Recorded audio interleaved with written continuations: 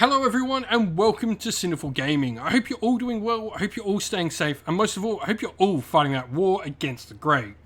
Today's video, we're going to talk 10 tips for army building with the General's Handbook 2022-2023 Season 2, the Galatian Champions season. Now, in this video, we're going to go through, talk a little bit about some points, some ideas and thoughts I have and take into consideration when building my army list for this particular season of Warhammer Age of Sigmar. Now, in this video, we're going to give you, hopefully, some advice and some things to think about that you can use when building your own army list. With that said, let's get cracking on and let's get straight into it. This is, of course, going to be focused around this particular season, but all of these points will be, I guess, universal you can use at any time as well. And so, for starters, point number one, the meta. This is an interesting thing because I think we can all get caught up on looking at what the internet says too much when thinking about the meta. Now, always look at your local meta first. What do you and your friends play? This is what you need to consider when building your army. Do you have friends in your local area that play particular armies? What are those armies? What do they do? And what can your army do about them? Now, it is, of course, I guess a point if you are going to go play in larger events like big GTs, tournaments, or events where lots of people congregate, even in a more narrative or casual setting, knowing that larger, wider meta is certainly something you want to know. And there are definitely some fantastic YouTube channels out there that I can strongly recommend. Things like Honest Wargamer, AOS Coach. Go check them out. They are fantastic for competitive focused wargaming and sort of that broader meta discussion, and I really recommend go checking them out. But, like I said, know your local meta first. If that's all you're playing, if you're just playing with your three friends and everyone on the internet is saying Army X is the big bad thing, but none of your friends play Army X, none of your friends even play Army Y or Z, the other big bads, then you don't need to consider them because they aren't a thing.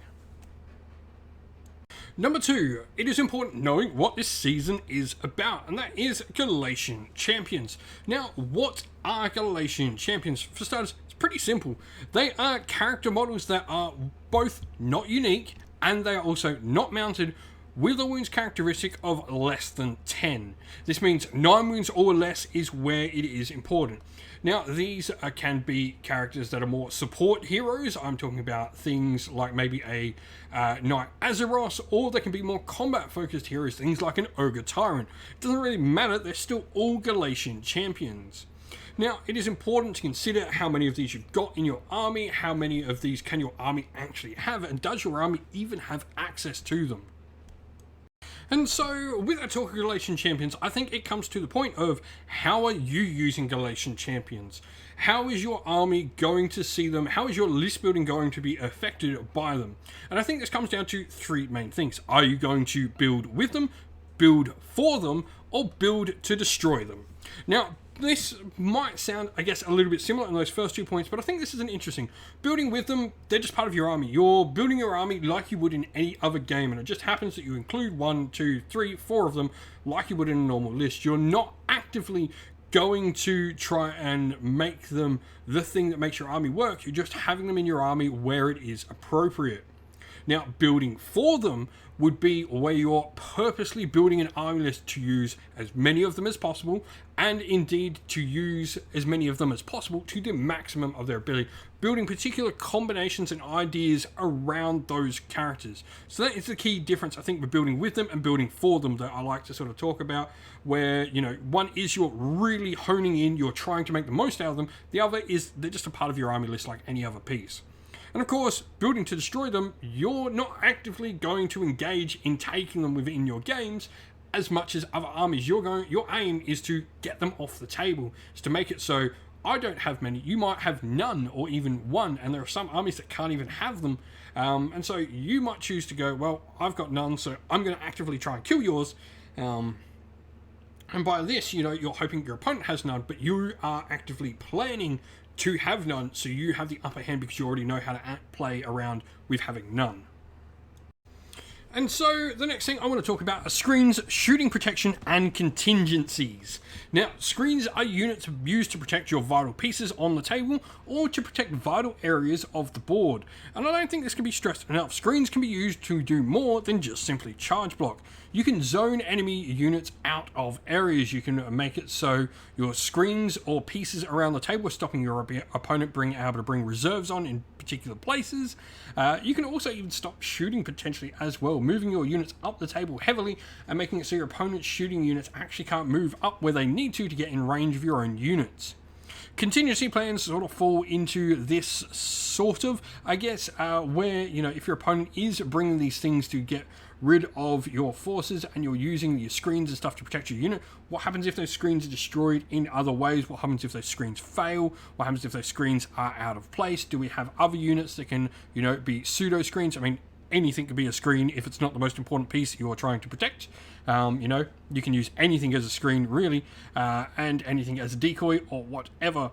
But these contingency plans need to be in place. How do you deal with if this unit doesn't work? What do you use next? Number 5, objective holders, and this is a little bit interesting. This is different than normal objective holders, I think, in this season. So, first of all, objective holders, you need battle line units and Galatian Champions. There is a lot of scenarios and a lot of objectives in this game now, whether that be primary or secondary, that require you to have battle line units and Galatian Champions moving up the table. So this requires, first of all, you to have battle line units that are maneuverable, that aren't incredibly slow, or Galatian Champions with the same thing, or units that can teleport around the table, or indeed a deep strike, or move on from reserve, etc. onto the table.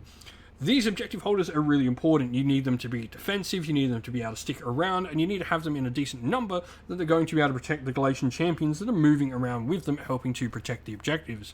There's certainly some really good Galatian Champion abilities, like the Tauten's Rhinox, where you count as 10 models on objectives, that are really good for objective holders, and certain sub-factions within armies.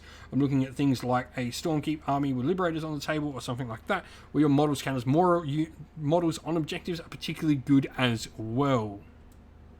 And so, buffs and combos, and I guess this sort of talks a little bit about the things we've already gone through with Galatian Champions, objective holders needing to be strong and stuff like this. Buffs and combos, what do we mean by this? Buffs are generally, and buff pieces are generally things that increase the efficiency of your other units. This is a unit that's going to give something +1 to hit, this is a unit that's going to give someone else +1 to save, etc. Now, something I think it is important when doing this is to make sure you're probably targeting your units to do better at what they're already good at. If a unit is offensively good, make them better offensively. Don't try and throw bad money after good. What this means is to don't try and make, this good offensive unit good at defense, because it always will never be as good as its other thing it's doing better.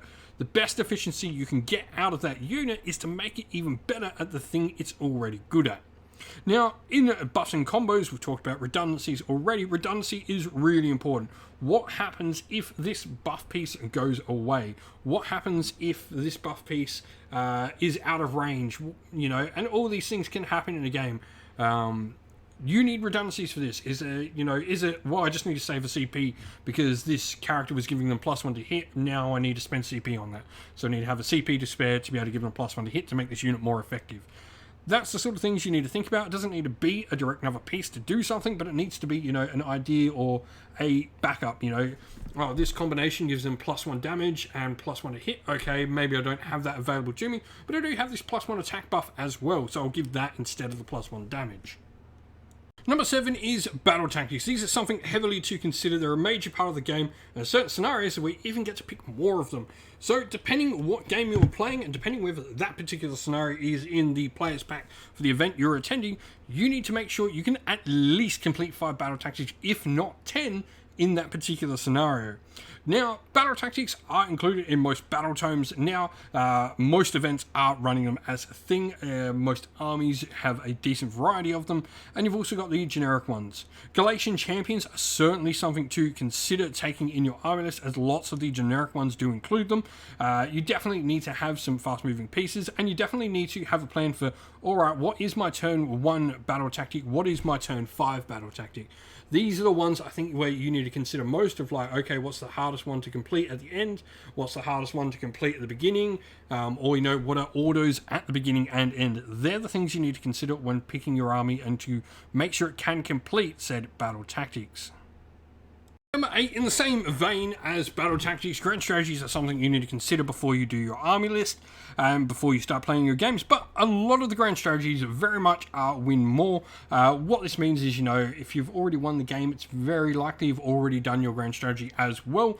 Though, you definitely should consider this. There are some that you may get yourself into a trap where you're not able to do something because you're going to lose the grand strategy at the end of the game. So it's always worth considering them nonetheless, making sure your army has one that's almost a given that you can't fail it at the end of the game. Number 9, non-shooting range damage. If your army has access to non-shooting range damage, this being in the form of either magic, area effects, or other rules as well, prayers and stuff like that, this is something to heavily consider taking in your list. The Galatian Champions rule only stops them being affected by shooting and ranged attacks, not against, all this other non-shooting ranged damage that can come out of magic. Mortal wounds from this is probably the best way to get rid of Galatian Champions. Now, this is certainly, something to consider. If you've got a magic heavy army, definitely look at taking range damage spells. And I probably think you might see more range damage spells in this edition than you have before, where people may be taking the buff combos. Range damage is definitely something to have a look at.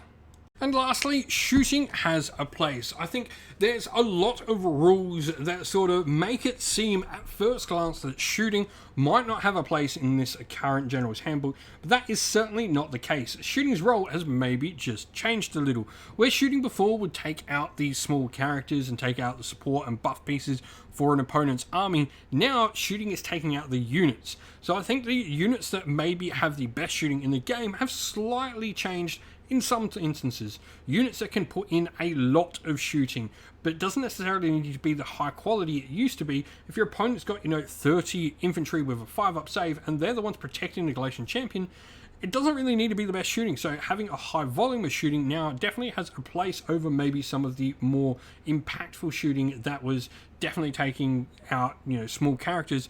I'm talking smaller units with mortal wound output, things like the Blissbarb archers from Sylvaneth. Maybe they don't have a place as much anymore, but something like a unit of handgunners definitely has a lot more value for a Cities of Sigmar list on the table now. But that is our 10 thoughts on what I consider when building an army list for the current season of Warhammer Age of Sigmar. I'd love to hear your thoughts down in the comments below.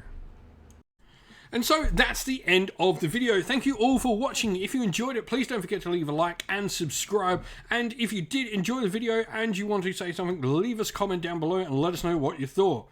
If you'd like to come chat more with me and other members of our great little community here at Cinderfall Gaming, we have a Discord server linked down in the video's description.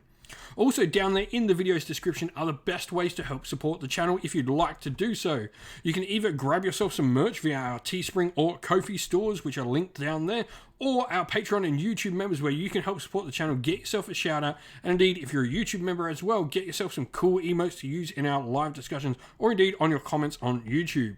As a special thank you to all our Patreon and YouTube members, we'd like to give you all a shout out. So thank you to our Patreons, Christian Weir, Soren, Kenny Lowe, Outer Shot First, Andrew Bowen, The Rising 8, Q Dynamic, Anthony B, JJ Austrian, Average Wargamer, Domir, Mark Harvey, James Cater, Benjamin Swallows, Red Martin, Iron Grinch, Nicholas Conomos, Colorblind Magic, and Daniel Etherington.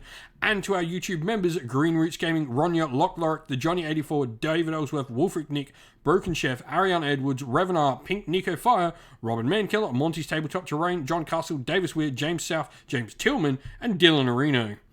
And lastly, a special thanks to Lady Witchfox Art, who does all the amazing artwork you see here for the channel, and to everyone who helps run our Discord server, all our mods, you're fantastic, and everyone who makes it a great place in there as well, and indeed to everyone who helps come and do the battle reports, and to all our sponsors on the channel as well. Thank you all once again for watching, everyone. Stay safe, stay well, and most of all, keep fighting that war against the Grey. Ciao for now.